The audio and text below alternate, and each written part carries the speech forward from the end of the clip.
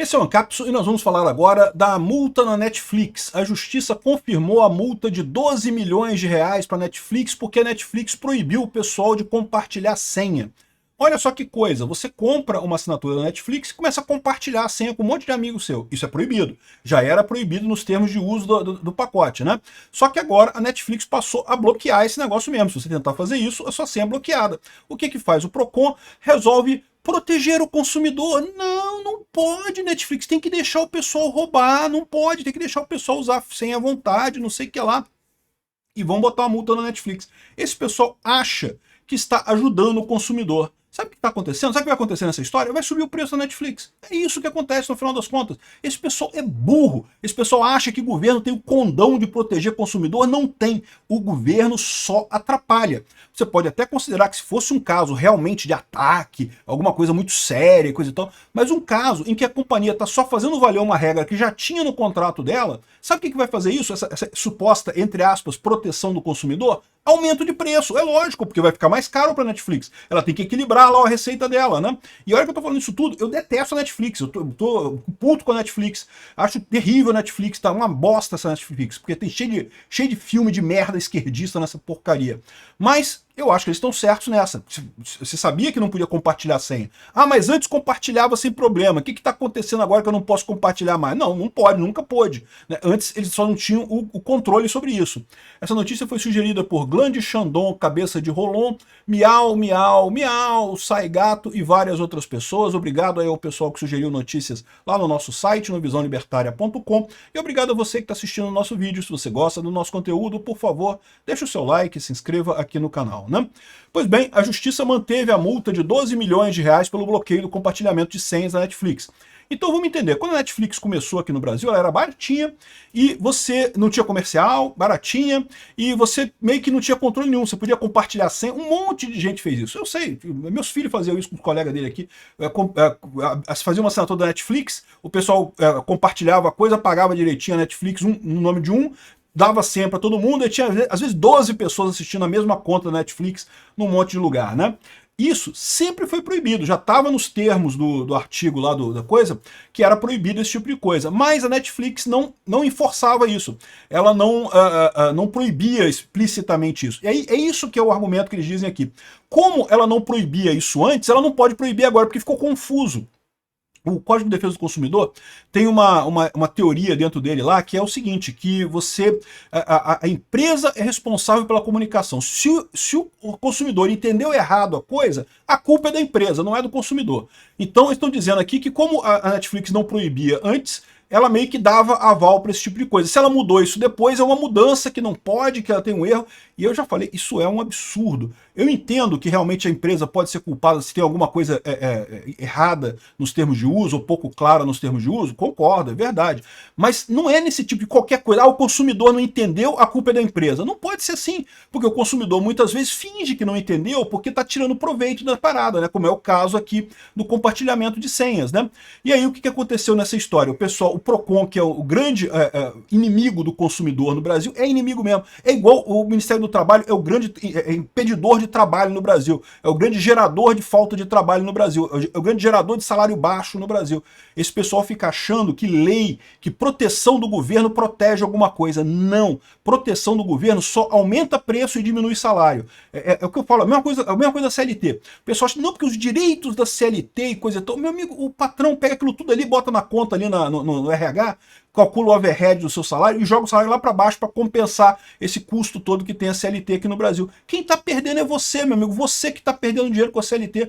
Por isso que lá nos Estados Unidos o pessoal recebe muito mais do que aqui no Brasil, porque lá não tem essas frescuras.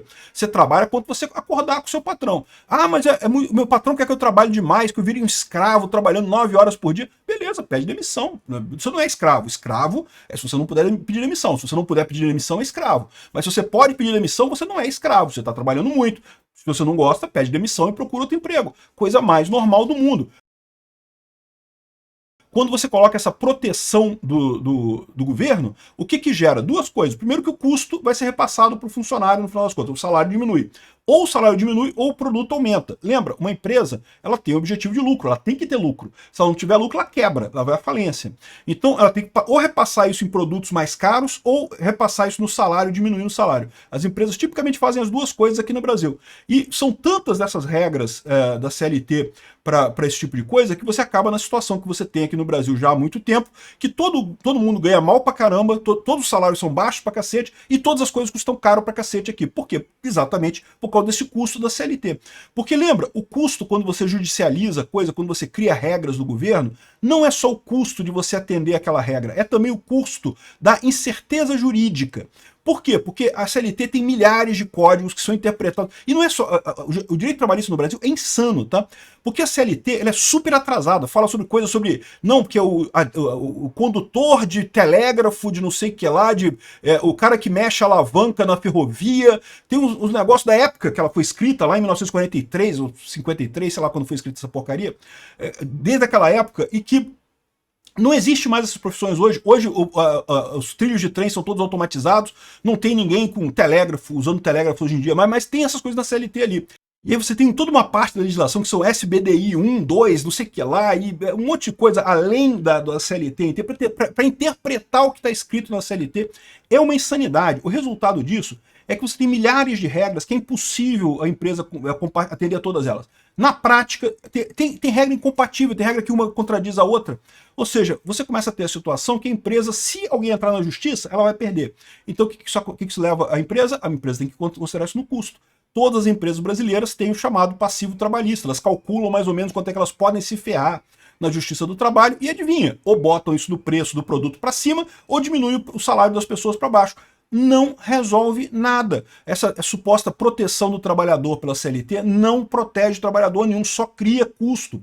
A mesma coisa com a defesa do consumidor. Fica os PROCON da vida, o pessoal, porque Código de Defesa do Consumidor, olha que maravilha. Código de Defesa do Consumidor é inútil. Eu vivi antes do Código de Defesa do Consumidor. A maior parte que tinha das coisas que tem no Código de Defesa do Consumidor já existia antes. Você tem produto quebrado, a pessoa trocava antes. É lógico que o comerciante tem interesse em fazer isso. Por quê? Porque no final das contas é interesse do comerciante que você volte a comprar lá. Então todo comerciante já troca produto, já trocava produto antes do Código de Defesa do Consumidor, já trocava produto quebrado. Já tinha essa prática assim. Aí você fala assim, não, mas tinha uns que não trocavam. Como continua tendo, depois que não troca hoje em dia. O que são esses? São os golpes. Você tem gente que abre empresa, vende coisa e quando dá algum problema, você entra na justiça, até ganha na justiça, mas aí o que acontece? É um golpe, você não consegue receber, porque a empresa é pequena, quebrou, não sei o que lá.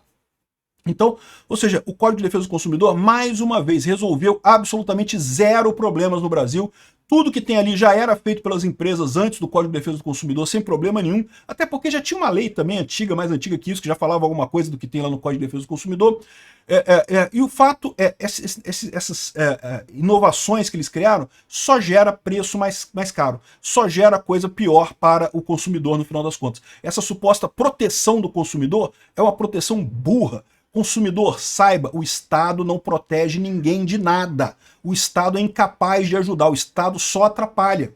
Isso daqui é um caso clássico. A Netflix perdeu 12 milhões de reais, tá vendo? Ele me protegeu de eu ter que seguir a regra lá e não compartilhar minha senha na Netflix. Olha que maravilha. Eu, sinceramente, quero que a Netflix se ferre, que quebre, cambada de esquerdista que trabalha na Netflix. Mas a verdade é que eles estão certos nessa. E sabe o que vai acontecer? Eles vão aumentar o preço da Netflix para acomodar esse preço aí. É o que vai acontecer. Infelizmente é isso. E aí vai ficar o pessoal, tá vendo? Me protegeu da Netflix, agora não tem mais condições de comprar Netflix, não tem mais problema de compartilhar a senha. Cara, é impressionante, bicho. O pessoal não percebe que esses PROCON, o pessoal começa a viver disso, entendeu? Você criou um nicho de mercado que consiste na pessoa atrapalhar as relações de consumo, né? É o que faz o CDC, é o que faz o JECS aqui no Brasil, a Justiça Especial Civil, né?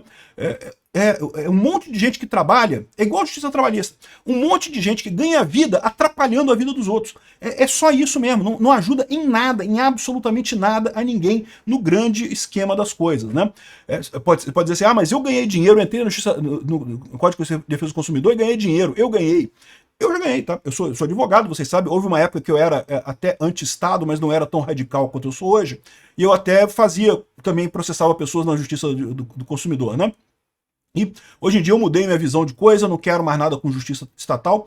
Mas você pode ganhar, é verdade. Mas o que acontece nessa história? Você não ganha de verdade, porque, de novo, as empresas vão colocar isso na planilha e vai estar a sociedade inteira pagando isso de prejuízo. No final das contas, acaba todo mundo pagando esse prejuízo sem nenhum ganho real, sem nenhuma mudança real de comportamento, né? Obrigado por assistir o vídeo até o final. Além de curtir, compartilhar e se inscrever no canal, considere se tornar patrocinador com valores a partir de R$ 1,99. Clique no botão Seja Membro abaixo para saber as condições e vantagens de patrocinar o canal. Mais informações sobre o nosso projeto, visite nossos sites indicados na tela.